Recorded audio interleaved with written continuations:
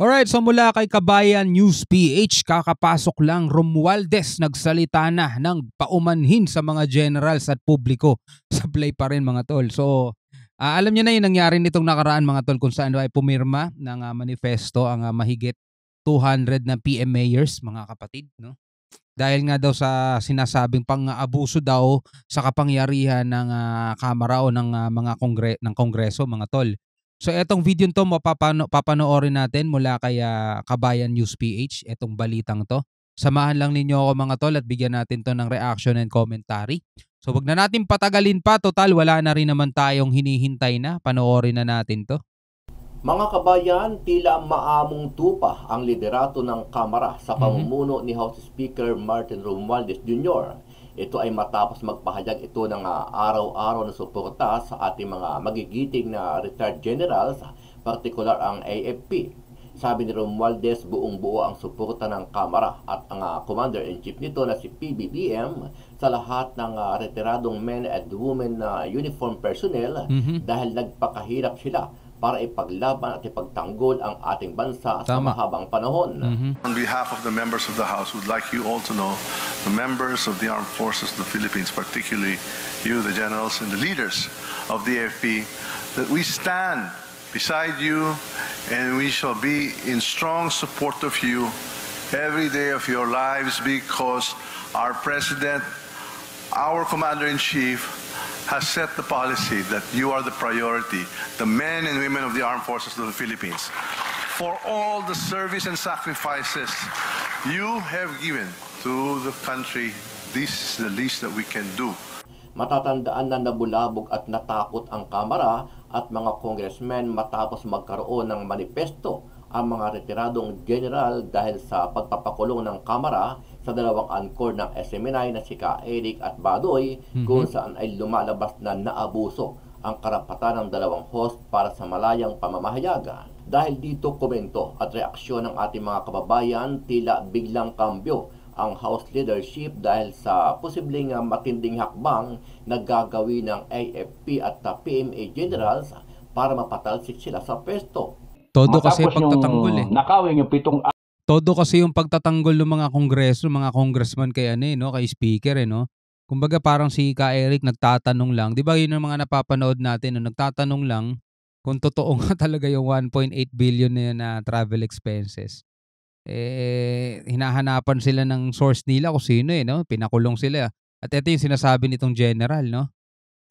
Para mapatalsik sila sa pwesto. Matapos yung nakawin yung 7 araw nila at nag-hunger strike sila, at matapos yung pahiya sa madlang people na kayo ang napahiya. Congress ang pahiya. Okay, so ang conclusion, talo ang Congress. Talo.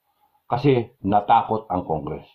Kasi kahihiyan ninyo pagka nagdeklara ang Supreme Court na sinasabi, hoy Congress, mali yan, i-release ninyo because you are violating the rights of these two people, Celis and Badoy. You're violating the rights and you are violating your own laws na you created in Soto Law. Maliban sa AFP, niligawan din ni House Speaker Martin Romualdez ang ilang LGU at mga Pinoy dahil tinaasan ng Kamara ang budget para sa mga local government unit para sa susunod na taon. The House of Representatives crafted the 2024 budget to bring about balanced development, propagating progress not just in urban areas but across the archipelago, and not just in urban areas but throughout the country, so that every Filipino from the northernmost provinces to the southernmost islands can thrive with peace and abundance. Ano ang masasabi mo dito, kabayan? Epektibo kaya at kakagatin kaya ng taong bayan ang pagkambyo o pagpapakitang gilas ng Kamara para sa mga Pinoy at retiradong opisyal ng ating bansa, partikular ang AFP? Sama-sama nating panuorin ang buong video at pakicomment nyo po ang inyong mga reaksyon at sariling opinyon. Pero bago yan, muli po ako nag-iimbita sa mga hindi pa po nakasubscribe sa ating channel na Kabayan News PH, pakipindot po ang subscribe button at pakiclick na rin ang notification bell para lagi kayo updated sa mga bagong upload natin na legit at napapanahong balita. Maraming pong salamat. Tiniyak din ng House Leader ang buong suporta ng Kamara sa Armed Forces of the Philippines para masiguro ang ibayong proteksyon ng bansa. Ayon kay Romualdez, alinsunod na rin sa direktiba ni Pangulong Marcos, palaging kasama sa mga prioridad ng administrasyon ang pagtitiyak ng kapakanan ng mga miyembro ng sandatahang lakas. On behalf of Ayan buong Kamara suporta di umano sa mga sundalo sa AFP. Well, anyway, maganda yan, Speaker Romualdez. Napakaganda niyan. Basta totoo. Pero ito, maganda yung sinasabi niya. So, suportahan ng Armed Forces. Nililigawan nayanig sila, kaya binakawalan si Ka Eric Naalala nyo? Gumawa ng sulat ang mga AFP. Siyempre, ligaw sila ngayon. Kailangan yan Alam mo, baka magaya sila dito nung panahon ni Cory Aquino na puro kudeta. Kaya may delikado yan. Hindi ko sinasabing gusto natin yun, Pero, siyempre, aware sila dyan. Pag gumalaw ang mga sundalo, alam naman natin, sino bang mga sundalong gumalaw noon, di ba? Si Enrile tsaka si Ramos, kaya napatalsik si Marcos. Delikado kaya. Ligawan nyo yung mga sundalo. Ayusin nyo pensyon nila ng mga pulis at sundalo. Ayusin nyo. Huwag nyo nang kaltasan. Ang mga pensyon ng mga yan. Dinoble ni PRRD sahod nila. to know the members of the Armed Forces of the Philippines, particularly you, the generals and the leaders of the AFP, that we stand beside you and we shall be in strong support of you every day of your lives, because our President, our Commander-in-Chief, has set the policy that you are the priority, the men and women of the Armed Forces of the Philippines. At kung ako political advisor ni Romualdez, gagawa ko ng sariling identity, pero tama yan, loyal siya kay Marcos, dapat loyal din siya kay Sara. Yun talagang ko. Kung may pangarap siya. Tapos, kung gusto niya talagang tumakbo ng presidente, sa 2027 na siya kumana. Ang aga. Ang aga kumana. Ay, matatalino yan sila PRRD. Master tactician yan. For all the service and sacrifices you have given to the country, this is the least that we can do. Maganda yung sinabi ni Romualdez, susuportahan sila, araw-araw daw ng kanilang buhay susuportahan ng mga sundalo. Sinabi niya, every day of your life. Again, pag sinabi mong susuportahan ang AFP, that is a strong word. That is a big word. Wala tayong sinisisi. No? Pero tatandaan mo, pag sinuportahan mo ang AFP, at sinasabi niyong susuportahan yung AFP. Again, wala tayong pinagbibintangan dito Ulitin ko.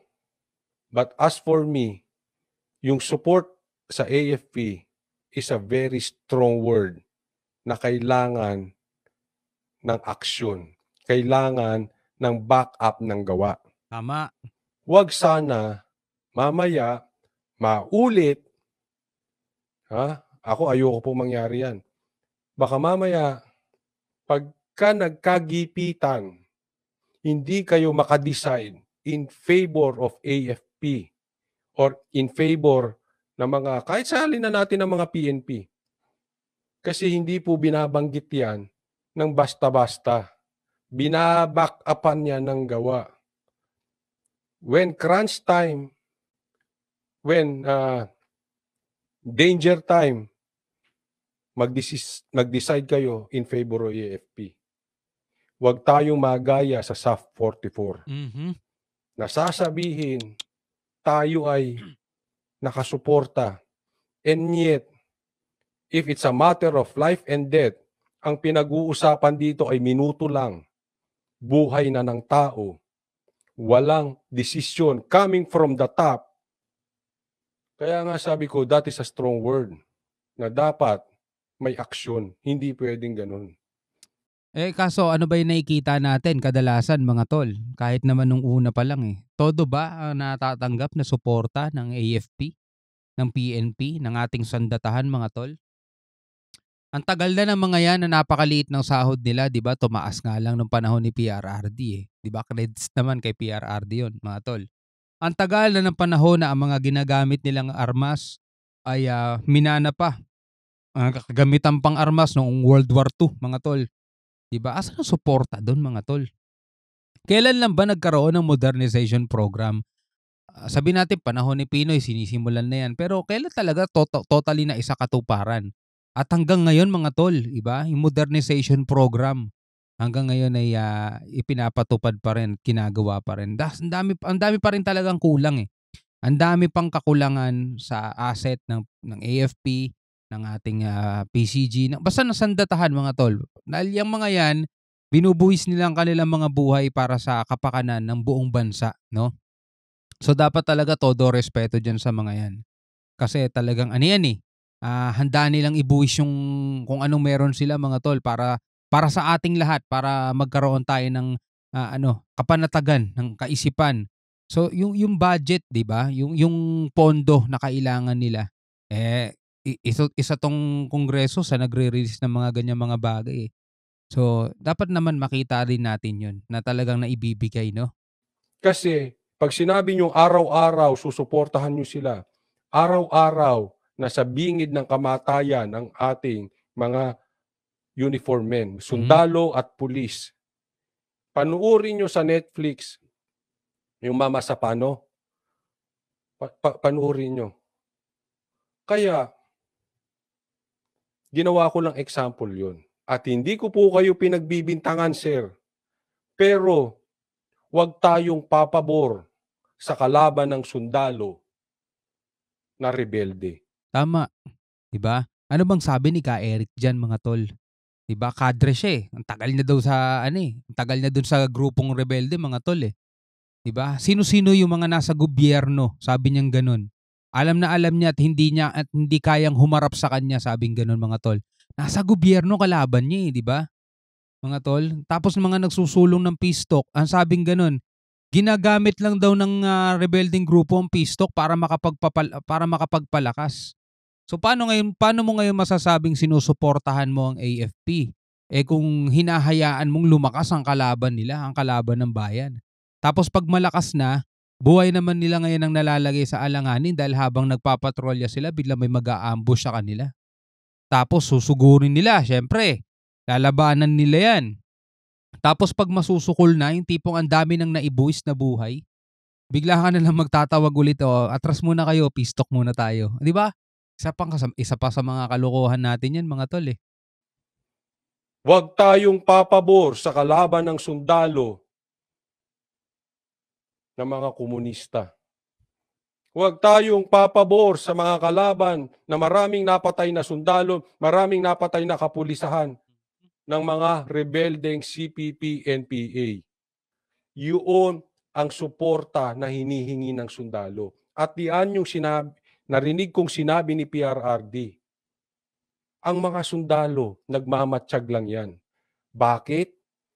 Dahil masakit sa kanila, marami sa kanila, kaibigan nila, kamag-anak nila, namatay sa kamay nila. Yun. Dahil sa mga rebelde. Yun. At alam nila kung sino ang pumapanig sa mga rebelde. Mm-hmm.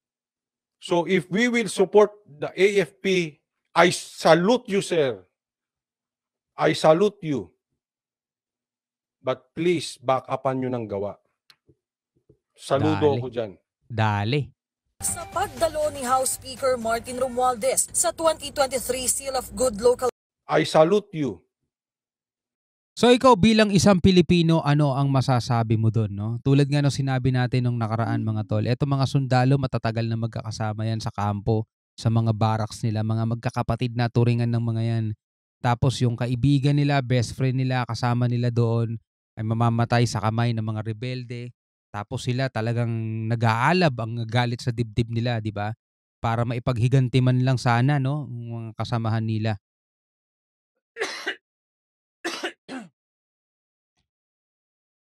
Tapos kung kailan nasusukol na yung kanilang mga kalaban, kung kailan na malapit na nilang matapos yung laban, ay biglang may tatawag mula sa gobyerno ng peace talk, di ba?